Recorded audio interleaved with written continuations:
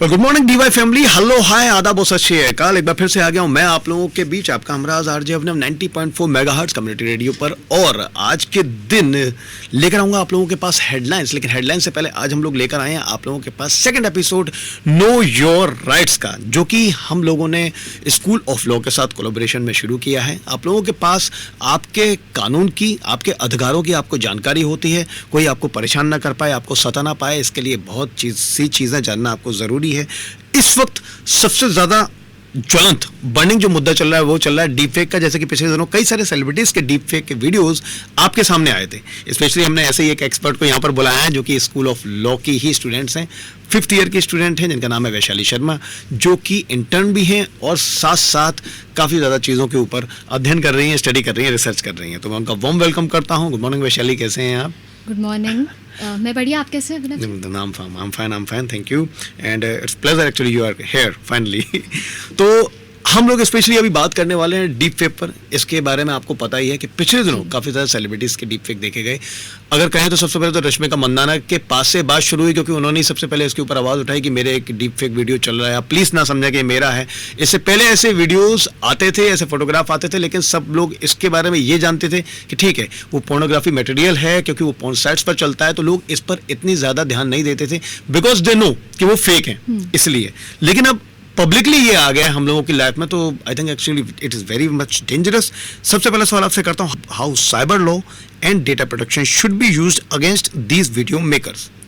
What's your take? So first thing जो हमें समझना पड़ेगा वो ये है कि साइबर क्राइम अभी सिर्फ रिटन कंटेंट तक लिमिटेड नहीं रह गया है। Yes. हमने जब शुरू किया था साइबर लॉज इंडिया में, तो हमने बहुत बेसिक चीज से शुरू किया था, वो था digital signature, electronic signature. Yes. 2000 की बात है जब IT एक्ट आया था, एंड उस टाइम तक हमारी शायद लॉ मेकर्स ने भी नहीं सोचा था कि हम किसी दिन वीडियोस तक पहुंचेंगे जहां AI वीडियोस बना रहा है। Oh my God, इसका सामना भी करेंगे हम। एग्जैक्टली। एंड अगर डेटा प्रोटेक्शन की बात करें तो हमारा जो IT एक्ट था वो डेटा की डेफिनेशन ऐसी देता था दैट किसी की बैंक इंफॉर्मेशन हो गया, मेडिकल इंफॉर्मेशन हो गई, such things are personal data and hence are to be protected. आज हम इस स्टेज पे पहुंच गए हैं जहाँ पे जो हमारा नया डेटा प्रोटेक्शन एक्ट आ रहा है 2023 का, वो आपके नाम और फोन नंबर तक को प्रोटेक्ट कर रहा है। Yes, definitely. Anything which is your personal data has to be protected, and I find it very relevant to be honest, because आज डेटा बिकता है। डेटा बिकता है। Exactly. We know about that, especially कि data बिक रहा है, काफी ज्यादा कंपनीज के पास पहुंच रहा है। अगर आप किसी भी चीज को क्रेडिट कार्ड या डेबिट कार्ड से खरीद रहे हैं, और स्पेशली ऑनलाइन, तो अब ज्यादातर हम लोग रिटेल इंडिया में चल रहे हैं, तो स्पेशली ऑनलाइन लेते हैं सारी परचेजिंग। पर आप प्लीज इसके बारे में श्योर रहें कि आपका वो डेटा कहीं ना कहीं जा रहा है, so please be aware with that. Yes. And इसका सबसे सटल फॉर्म ये भी है कि अगर हमने कभी ऑब्जर्व किया हो, हम गूगल पे सिर्फ एक सर्च करते हैं फॉर कंबल, जैसे कि अगर मुझे कंबल खरीदना है घर के लिए, Yes, okay. वो ऐड मुझे फेसबुक पे भी दिखने लग पड़ेगी, इंस्टा पे भी मुझे वैसे पेजेस आने लगेंगे जो कंबल बेचते हैं, और मैं जहाँ कहीं भी जाऊंगी मुझे कंबल ही दिखने वाले अभी हर जगह। और कमाल की बात है कि इसके लिए ये कहते हैं वैशाली कि it's not actually you choosing them, it's they choosing you. वो आपको चूज कर रहे हो, उनको पता चल जाता है कि आप क्या सर्च कर रहे हो, किस वक्त सर्च कर रहे हो, आपको किस चीज की रिक्वायरमेंट है, और आपको एज यू सेड राइटली कि वो हर जगह वो वैसी चीजें दिखने लगते हैं, एडवर्टाइजमेंट आने लगते हैं। तो ये सबसे एक कहे ना मुश्किल की घड़ी है मेरे लिए, कि जहाँ मेरे ऊपर भले लोग नजरें नहीं रख रहे, बट AI एंड टेक्नोलॉजी मेरे ऊपर नजर रख रहा है अभी, and hence data protection laws काम में आते हैं। भी हमारी प्रेजेंट जो लॉ है आज के दिन तक, वो IT एक्ट 2000 है, जो काफी पुरानी लॉ है, ये मैं भी मानती हूँ। अभी डिजिटल इंडिया एक्ट तो आ गया है, उसको प्रेसिडेंट जी का असेंट मिल गया है, परंतु अभी नोटिफाई होना बाकी है। साथ रहा डेटा प्रोटेक्शन एक्ट का एक्ट, तो उसके लिए तो अभी आ चुका है, उसको नोटिफाई भी हो गया है वो एक्ट। तो डेटा प्रोटेक्शन एक्ट के ऊपर मैं थोड़ा ब्रीफ कर सकती हूँ दैट उस एक्ट के अंतर्गत कोई भी इंटरमीडियरी या फिर कोई भी इंटरनेट सर्विस प्रोवाइडर अगर आपका इंफॉर्मेशन ले रहा है, he has to take permission from you, अगर उसको वो आगे कहीं बेचना है या यूज करना है। So my data is in my hand now, no one can use it, sell it against my will, and if I find कि मेरा डेटा बिक रहा है, देन उसके लिए अथॉरिटीज है एंड पेनल्टीज है विच आर नॉट लिमिटेड। और फर्स्ट ऑफ ऑल यही है कि बस लोगों को पता चल जाए कि उनका डेटा बिक रहा है, बस अब ये कि नोटिस में रखना जरूरी है। हाँ जी, ध्यान रखना जरूरी। यस। भारतीय जनता पार्टी के दिवाली समारोह में प्रधानमंत्री ने AI का इस्तेमाल कर डीप फेक बनाने पर चिंता जाहिर की थी। उन्होंने कहा था कि डीप फेक भारत के सामने मौजूदा सबसे बड़े खतरों में से एक है, and we are agree with that. Specially इससे अराजकता पैदा हो सकती है, मतलब कोई भी कहीं भी कैसे भी यूज कर सकता है आपके डेटा को। What's your take on this? I think it's a very dark phase of modern society जहाँ पे prime minister of a nation has to address on this issue, because उनकी स्वयं एक वीडियो वायरल हुई थी जहाँ पे वो गरबा खेलते हुए दिखाई दे रहे थे, जो कि हमें पता है कि नहीं है real, but it's a harsh reality. And कहीं ना कहीं हाँ, ये चीज भी आंकड़े कहते हैं that 95% of deep fake videos are pornographic.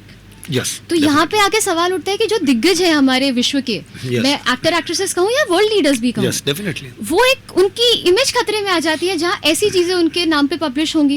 And मुद्दा ये आता है कि ऑब्वियसली पोर्नोग्राफी के लिए इंस्टाग्राम पे भी अगर मैं ऐसे कोई मटेरियल अपलोड करने जाती हूँ और उसमें कुछ अश्लील दिखता है, सो इट स्टॉप्स इट।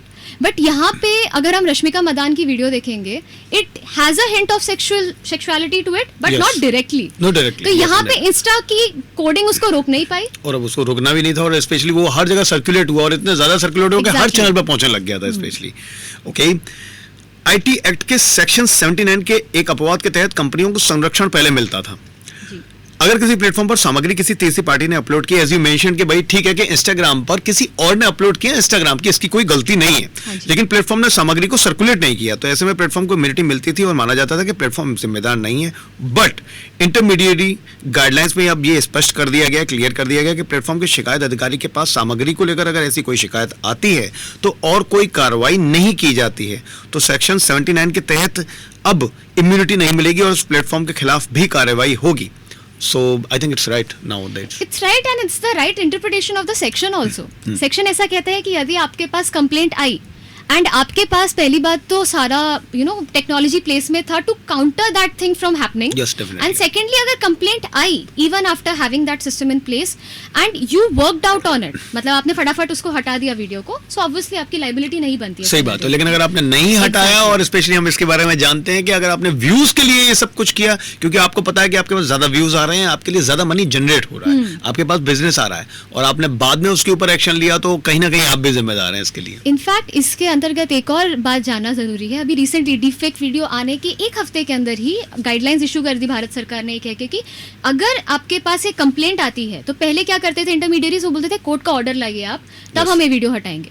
अब उनको कह दिया कि आपके पास कंप्लेंट आई ना, आप तभी की तभी वीडियो हटाएंगे, कोर्ट के ऑर्डर के लिए आप वेट नहीं करेंगे।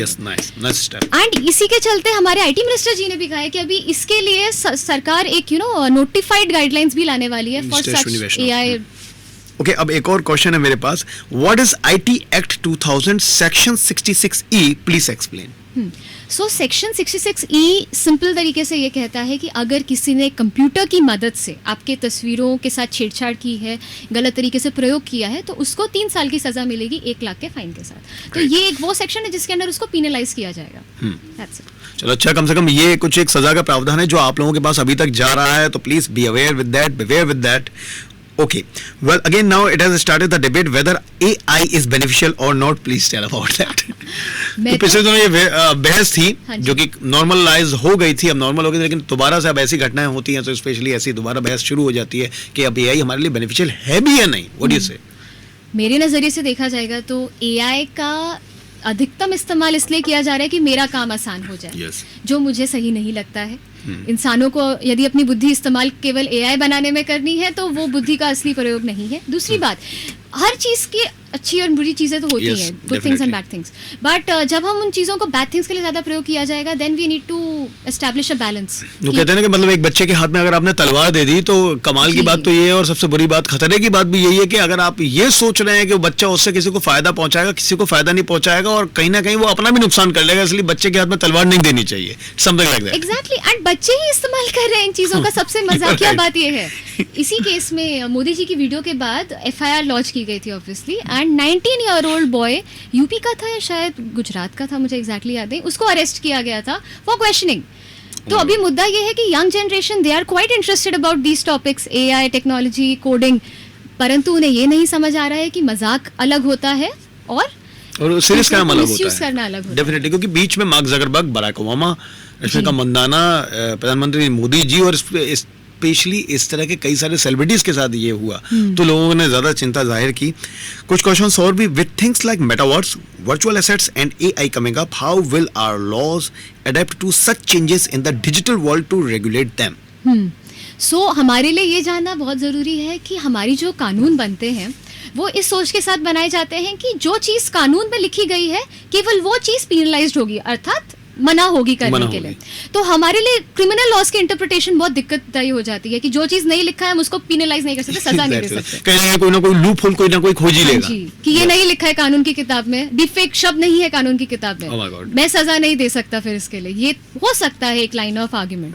तो मुद्दा ये है कि अभी ऐसा कानून बनाना जरूरी है जो बदलते सिनेरियो के साथ, अब जब हर दिन कुछ नया आ रहा है टेक्नोलॉजी में, जहां आजकल लोग वर्चुअल लैंड खरीद रहे हैं, यस यस, तो वहां पे यू नीड अ लॉ जो अडेप्टिव हो। तो इसी के चलते डिजिटल इंडिया एक्ट, हालांकि मैं पूरा नहीं पढ़ पाई हूँ, परंतु जितना ब्रीफ भारत सरकार ने उसके लिए दिया था when they were tabling the bill, so as per that I could see that they have started to regulate each and every aspect of internet. वो भले ही ई गेमिंग भी हो, ओ यस, जहां जहां इंटरनेट पे लोग इंटरैक्ट कर रहे हैं with the AI or with the internet mediatories or with other people, that is now supposed to be regulated by Digital India Act.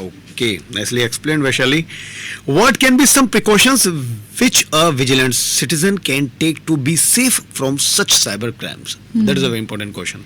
So cyber crime since हम बात कर रहे हैं तो इसके अंतर्गत पोर्नोग्राफी भी आता है, फिशिंग भी आता है, Yes. स्टॉकिंग भी आता है, सेक्शन 66E जो आपने कहा वो भी आता है, एंड सबसे बड़ा जो होता है वो है साइबर फ्रॉड।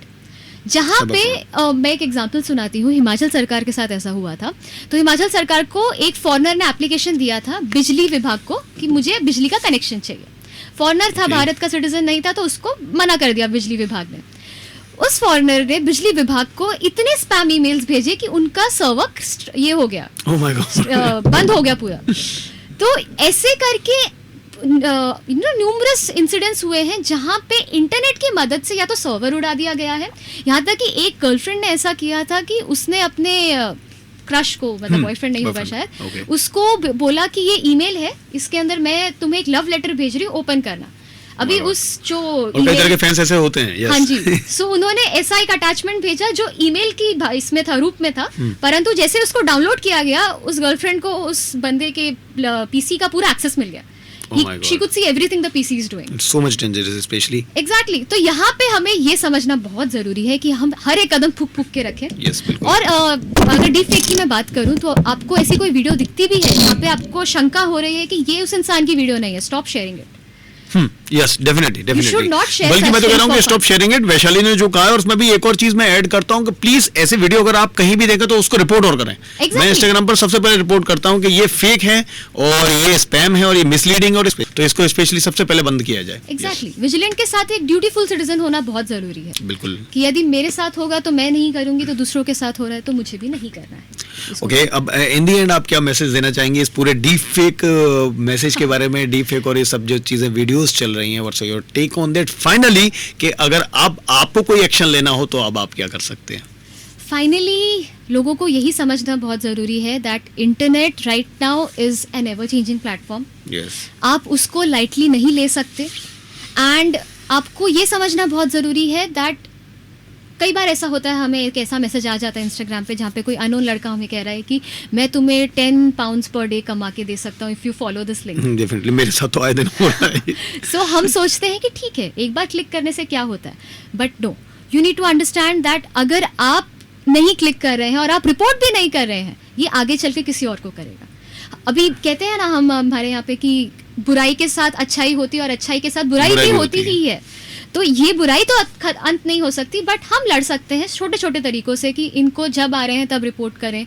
अगर हमारे किसी दोस्त के साथ हमें पता भी चलता है ऐसा कुछ हुआ है, please report it to the cyber authorities, because वो रूट तक जाएंगे उस इशू के एंड उस इंसान को पकड़ेंगे। आप नहीं करेंगे, वो किसी और को तंग करेगा। एंड ऑब्वियसली बुद्धू ना बने, ओटीपी कतई शेयर ना करें। इस चीज को हम टच नहीं कर पाए आज के शो में, परंतु सबसे बड़ा इशू है ये आज का, जहाँ पे लोग आगे वाले शो में हम स्पेशली इस पर बात करने वाले हैं। जहाँ पे लोग खुशी खुशी दे देते हैं कि हाँ आप हमें पार्सल भेज रहे हैं तो ओटीपी ले लीजिए। तो उसके ऊपर पता है एक और बात है हमारी, वैशाली, वो यही है, बस चलते चलते अब यही कहूंगा कि सबसे पहले तो हमारे अंदर एक बात जो एक आदत है और खासकर इंडियंस के बीच में पाई जाती है, हम लोगों के अंदर एक लालच ये होता है कि भाई मुफ्त में फ्री में कुछ मिल रहा है, तो प्लीज ऐसा ना करें। मुफ्त में फ्री में कुछ नहीं मिलता। मुझे बहुत अच्छी तरह से समझ में आ गया, तो कम से कम 4-5 साल पहले तो बहुत अच्छे से समझ में आया था, किसी को कुछ मुफ्त में नहीं मिलता। अगर आपको 10 पाउंड्स कोई दे रहा है, 20 पाउंड्स कोई दे रहा है, कोई ना कोई लालच है, कुछ ना कुछ उसका फायदा है, आपको बेवकूफ बनाना चाह रहा है, आपको किसी ना किसी काम में फंसाना चाह रहा है। तो प्लीज मुफ्त में कुछ नहीं मिलता, आपको खुद मेहनत करनी पड़ती है, काम करना पड़ता है सही तरीके से, तभी आप कहीं पर पहुंच पाते हैं। तो please actually be assured with that. चलते चलते अब बस हम लोग यही कहेंगे कि दोबारा वैशाली से मुलाकात होगी अगले शो में, तब तक के लिए बने रहिए हम लोगों के साथ 90.4 मेगाहर्ट्ज कम्युनिटी रेडियो पर। Thank you so much. और ये था नो योर राइट्स का सेकंड एपिसोड आप लोगों के सामने। Thank you so much. Thank you.